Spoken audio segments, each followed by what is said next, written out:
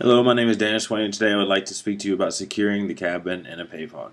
Flying around on a helicopter and waiting to deploy alternate insertion and extraction devices or rescuing survivors can be a very tedious job, especially in a wartime environment. Prior to flight, during inspections, we usually grab all of our equipment and secure it the best way for our upcoming missions. Once we leave the ground and are en route, we can't afford to continuously check every device or question the tools that we are using.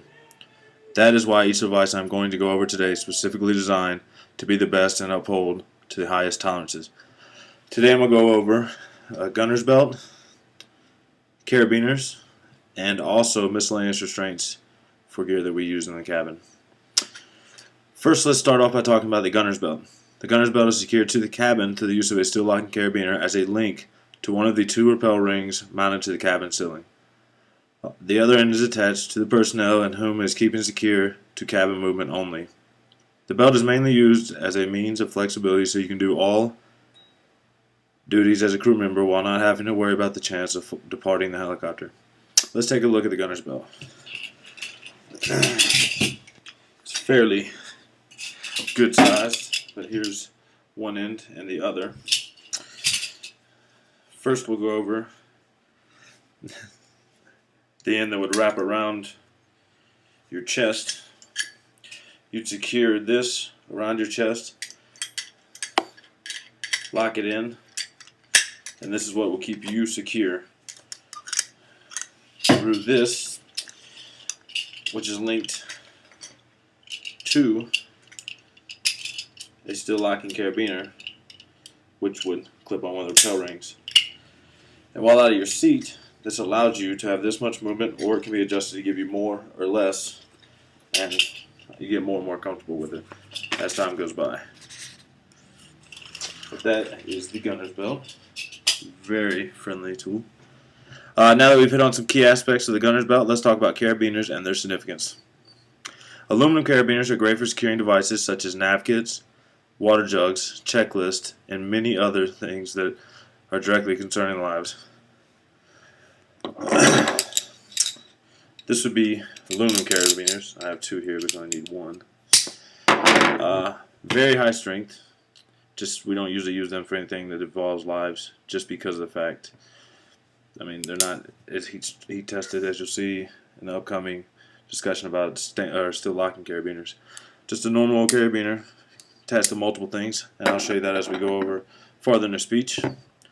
Steel locking carabiners can take the place of any aluminum carabiner, so whatever job they can do, steel locking is considered the same but not better. But are built to handle much greater loads and shocks associated with rescuing, such as rope ladders, rappel ropes, and hoist operations. Again, we got two of them. I don't know if you can tell, but steel locking is the one on your right. This one just happens to be bigger, but overall it's actually built aluminum steel. Steel's obviously stronger, and they also cost a lot more too, so that doesn't help. But same concept, and then also with that you can lock them and it won't move at all. So just another peace of mind to know you're in and good to go. Quick draws are combinations of two aluminum carabiners connected by a highly stitched material. These are mainly used as convenience items. They are used for such things as checklist proficiency and securing a force penetrator to the bottom of a seat while allowing for quick release. Let's see. Just as mentioned, two regular carabiners, aluminum, still very strong, could still possibly easily hold people, but we don't really use them for people. Say you need to secure something like this, it still gives you freedom of movement, so that you're not over tightening or not even being able to clip up or whatever it may be. One use to show you here is a checklist we carry on the helicopter, and throughout time, say we need to find a certain page and we mark it. Kind of a good way to do that. You just flip this over, connect it, and if I know I'm going to need this page again, I can just close like that. And it's very easy to get right back to that page. Again, not really used for lives or securing major components, but checklists, water bottles, anything like that that's just for convenience or stuff that we need personally. Very good.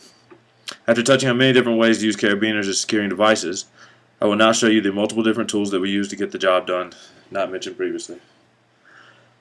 First of all, for our miscellaneous restraints, let's look at bear claws. I'm going to kind of knock out two at once here, but bear with me.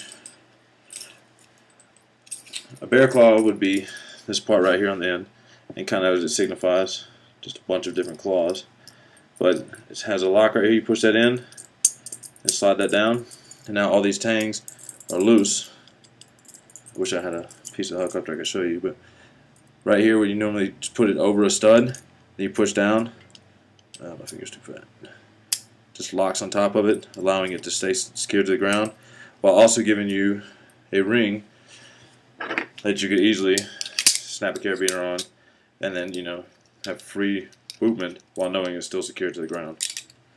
Bear claws, you never know when you're really going to use them, but they come in handy a tremendous amount. And to read, bear claws are hooked into one of 17 cabin floor studs and handle great loads from any direction while supplying a ring to secure stuff too. Seat belts will be what we talk about next. Seat belts come in many different forms and fashions, but the whole principle is to be a reliable security tool with adjustable capability and still be able to be released quickly. Everything in the helicopter needs to be able to be released quickly and know it's secure. So anything that can do that is a great asset. I use seat belts to secure my rope ladder out of the way until ready for deployment. So if we were going to hook up a rope ladder, we would take to each corner of the rope ladder to the ground, or to the cabin, I'm sorry. We know that's secure, that's fine. We have to roll it up in the cockpit, or in the cabin, and basically keep it held down until we're ready to toss it out of the helicopter.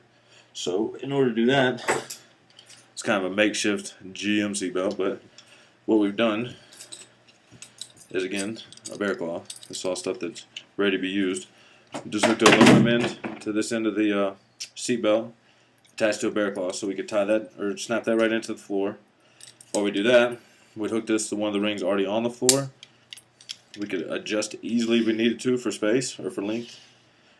And then once it's very tight, we're ready to deploy. All we gotta do is just press down, release, kick out. We have no worries at all, because we can't really afford to have a rope ladder shuttling around while we're flying to our LZ or landing zone. And then that would be the seatbelt. Very useful tool. Daisy chains are sold more for rock climbers to hang accessories off of, but are very resourceful tools inside the helicopter. It can easily be looped through itself over a seat post and provide multiple attach points for anything you can think of, such as securing a checklist, force penetrator, medical kits, defensive weapons, etc. Anything you can think of needs to be held down. I'll get that one in a second, but I kind of showed this earlier, but this right here is a daisy chain. Basically just very tough stitch cord with multiple looped attach points.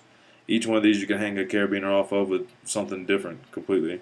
Or a lot of times we'll wrap it over the seat post in the middle, and you have these two ends.